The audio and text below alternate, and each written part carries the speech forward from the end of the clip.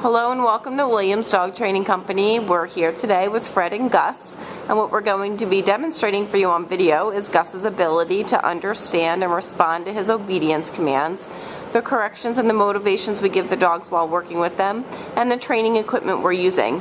Fred's using a regular 6-foot web training leash, and he'll keep the bulk of that leash folded neatly in his right hand, which leaves the left hand free to give the correction. The correction, if needed, is just a tug and release on the training collar, which is the second piece of equipment that we're using. Gus has been fitted with his very own training collar, and we will teach you how to use that when you come for your one-on-one lesson. You'll notice that Gus is seated very nicely on Fred's left, which is where all of our obedience training is done. The first command we'll demonstrate for you today is heeling. Heeling is proper walking on a leash, and you'll notice that Gus is walking very nicely on Fred's left. There's no lagging behind or pulling forward, and incorporated into the heel exercise is an automatic sit. So anytime you stop moving your feet, Gus has been taught to sit nicely on your left and wait for his next command.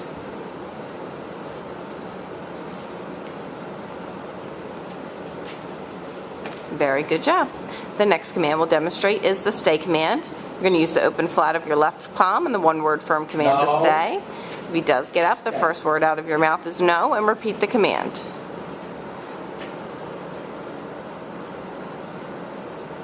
When Fred returns to Gus, he's going to work all the way around him, returning back to heel position, and Gus should remain seated until he receives praise or another command. Very good job. We'll run through the heel, the sit, and the stay again for you.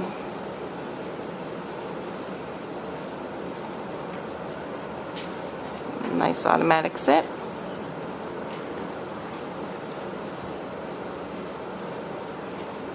Leave him in a stay. When you first start working with him, you want to make the stays relatively short, but build up his ability to stay for longer periods of time.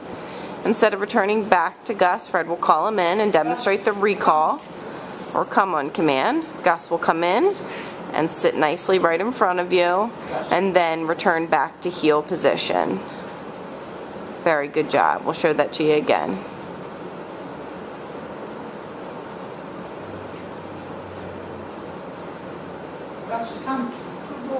Gus will come in, sit nicely, very good job, and then back to heel. Perfectly done. We ask that you incorporate all of these commands that we're demonstrating into your daily life, but it is also helpful to set aside about 15 minutes a day to run through the commands in a formal session to keep the commands fresh. Fred's now going to demonstrate the down command. You use the open flat of your left palm straight down towards the ground and the one-word firm command to down.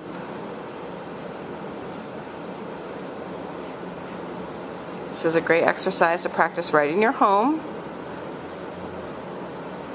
When Fred returns back to Gus, he'll walk all the way around him, and Gus should remain lying down until he receives praise or another command. Nicely done.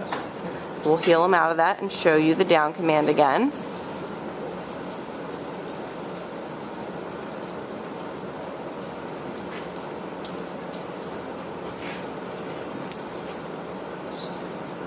The obedience training should be enjoyable for both of you, so praise Gus, let him know he's doing a good job, keep him motivated. It is a great mental workout for him. Fred will now demonstrate the recall from the down. Gus comes in, sits nicely in front, and then we'll return back to heel position. Very good job, Gus.